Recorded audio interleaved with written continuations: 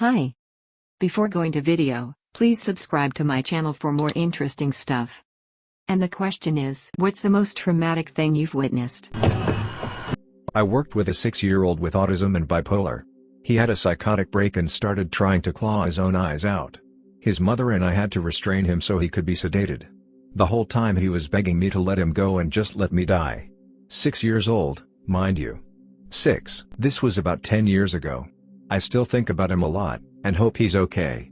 Probably isn't though, sadly. Oh goodness. I've seen my 8-year-old get in such a depressed state he hit himself on the head with his hand and would say he wishes he was dead. Turns out it seems it was a side effect of the singular he was on. We are still sorting that out, but based on timing of when he's been on and off it, and when he has had episodes like this, we are sure that's it. Unfortunately, it can take months before he fully gets back to himself. He also has these various tics that he can't control.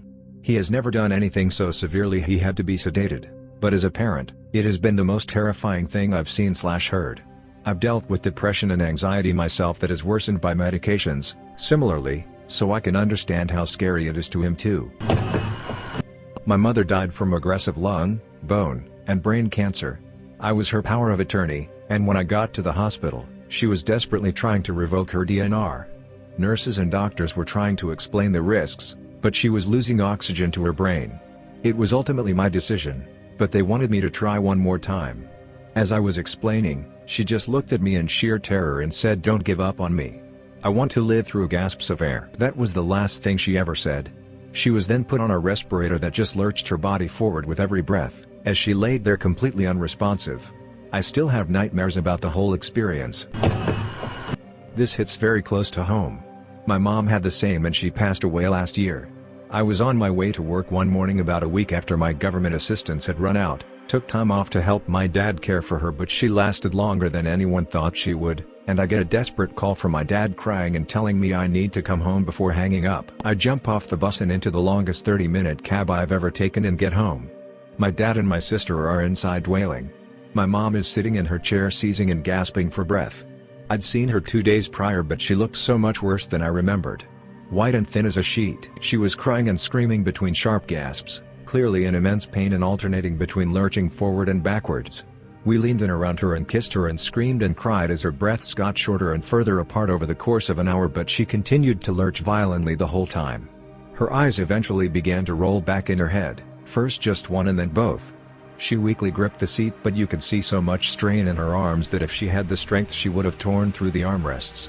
And we all just sat around helplessly as she died slowly and in violent pain, until you heard the death rattle and she stopped moving and breathing entirely. Then the wail my dad let out. I try not to think about it, but sometimes it hits me, as it did when I read this post. My aunt died 10 days later from the same. They were both 54, mild smokers, my mom probably a pack a week and my aunt maybe a little more. This is my PSA against smoking. There is a good chance it will kill you, and in the shittiest way possible, even if you're not a heavy smoker. I've seen it firsthand.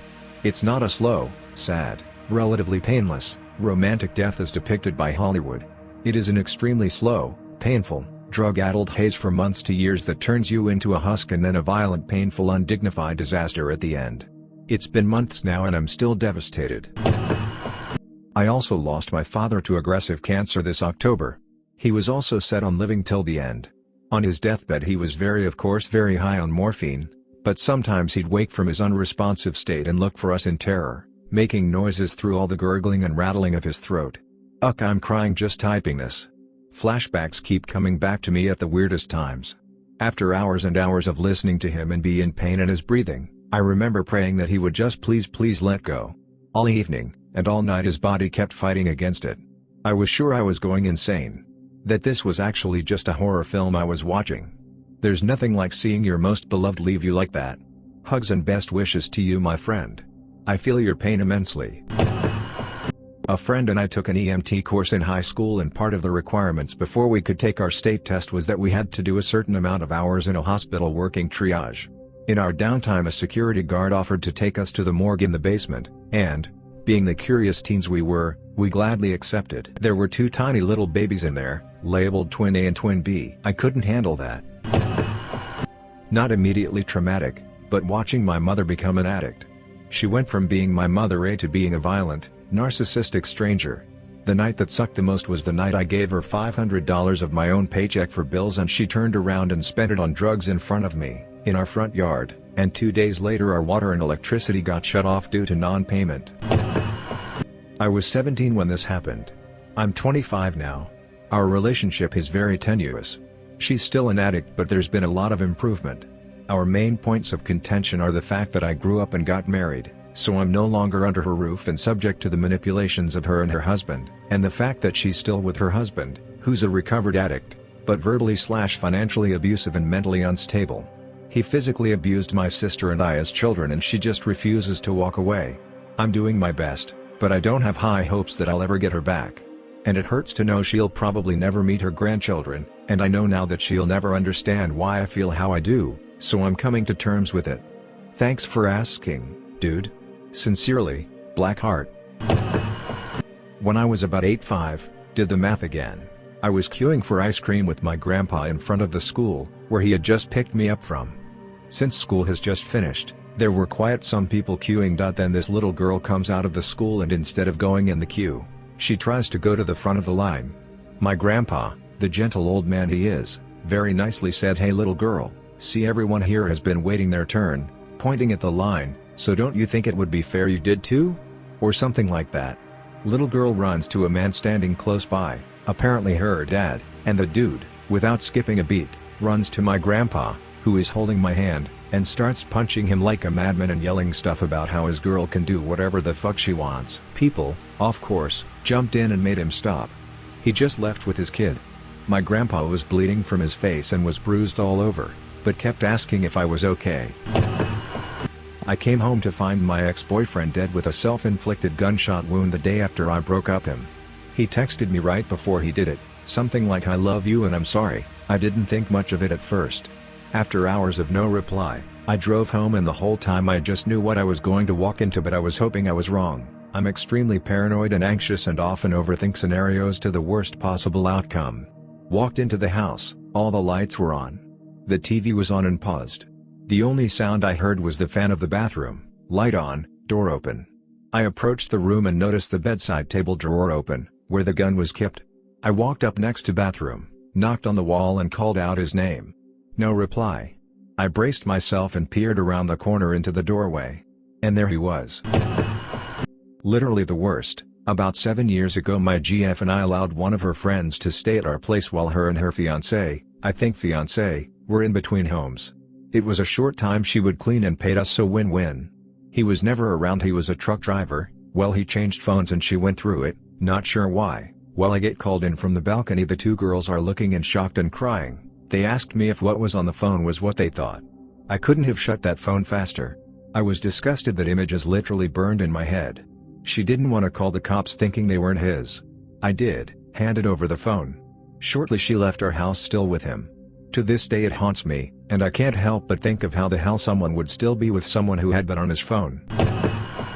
My former roommate killed herself. She took a bunch of toxic mess and slit her wrists just to be sure. She then apparently dragged herself into her kitchen and across the floor. The police speculated she changed her mind and was trying to reach the phone. Her current roommate found her. I arrived sometime later to support her. We sat in the living room for over an hour waiting for her to be picked up while she lay in the kitchen with part of a sheet over her upper half and a very bored young first responder playing games on his phone in the hall. There was blood and vomit everywhere, but it was just so surreal. No one was in a rush and Riley was just dead in the kitchen. I saw a guy kill himself on a motorcycle. I was on the second floor across the street, guard in an apartment building under construction. This guy came out from the mall across the street on his motorbike. He stopped and fell over sideways. He got up, tried to kickstart his bike. It started and then he got on, fell over and it stopped. I went down to the street to see what was going on. When I got there, he had started the bike again and turned out onto the roadway accelerating hard. He was accelerating fast enough I thought he was going to skid. I swear his wheels were right in the corner of road and curb before he straightened out. He headed down the residential road at full throttle, and about half a block away failed to navigate a small S-bend, hit the curb, and went flying. The front of his bike hit a light pole, but I guess he missed, but went headfirst into the ground. Dead. But fortunately, he was wearing a helmet, so no mess to clean up. A friend of mine said he knew the guy, and was pretty disgusted. The waiters at the restaurant had dragged the guy outside, He was so drunk. He was holding his helmet when they dragged him out. This was the 1970s, so no lawsuits, but they should have known better. One of my earliest vivid memories, admittedly when I was 13. Don't really remember a whole lot before then, is playing in the garden with a friend on a Sunday afternoon and my dad telling me that my mom wasn't feeling very well, and we were going to go and see her. They'd separated by this point and I was living with my dad, but she'd just been over to visit that morning. I thought it was a bit strange, but my friend went home, and my dad and I went in a taxi to my mom's. Got there and there was an ambulance outside, so obviously she was quite ill. We were both asked to wait on the couch and nobody had told me what was happening, but everybody seemed pretty quiet so I just waited.